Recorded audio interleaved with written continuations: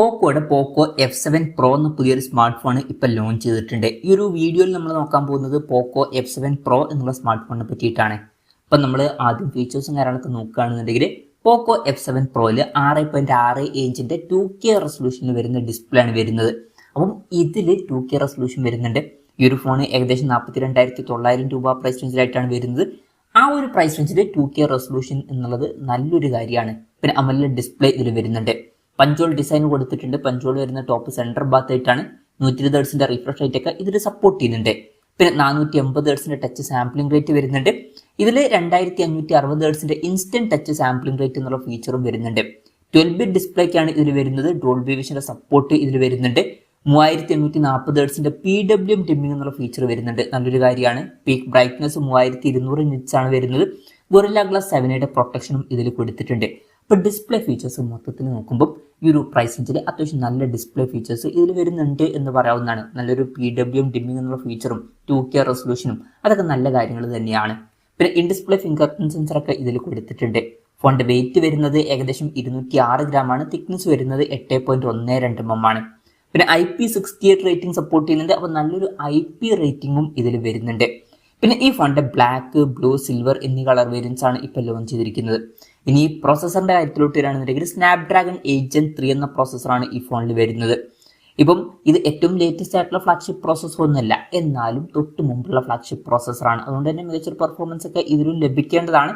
പിന്നെ 42,900 രൂപ പ്രൈസ് റേഞ്ചിൽ ഇത് അത്യാവശ്യം നല്ലൊരു പ്രോസസ്സർ തന്നെയാണ്. ഈ ഒരു പ്രൈസ് റേഞ്ചിൽ മികച്ച പ്രോസസ്സർ എന്നൊക്കെ തന്നെ പറയാവുന്നതാണ്.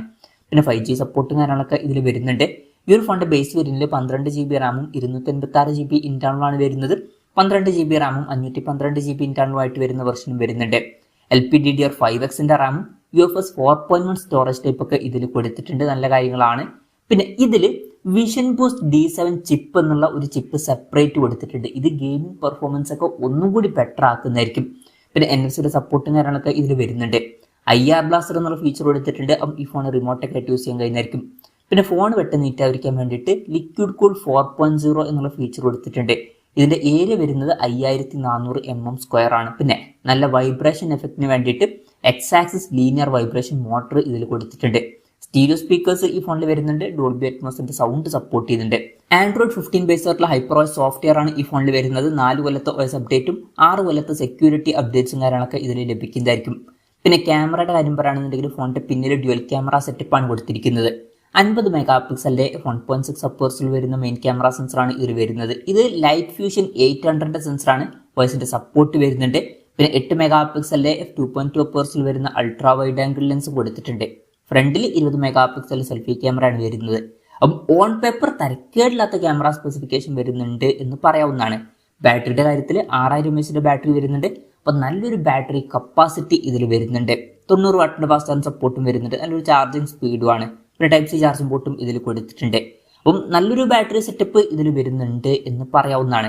അപ്പം ഇതൊക്കെയാണ് ഫീച്ചേഴ്സിനെ പറ്റി പറയാനുള്ള കാര്യങ്ങൾ. പിന്നെ ഈ ഒരു സ്മാർട്ട് ഫോൺ ഇപ്പം ഇന്ത്യൻ മാർക്കറ്റിൽ ലോഞ്ച് ചെയ്തിട്ടില്ല. ഇപ്പം ഈ ഒരു സ്മാർട്ട് ഫോൺ ഗ്ലോബൽ മാർക്കറ്റിലാണ് ലോഞ്ച് ചെയ്തിരിക്കുന്നത്. ഗ്ലോബൽ മാർക്കറ്റിൽ ഈ ഫോൺ ലോഞ്ച് ചെയ്തിരിക്കുന്നത് $499 എന്ന പ്രൈസിങ്ങിലാണ്. അതായത് 42,900 രൂപ പ്രൈസ് റേഞ്ചിലായിട്ട്.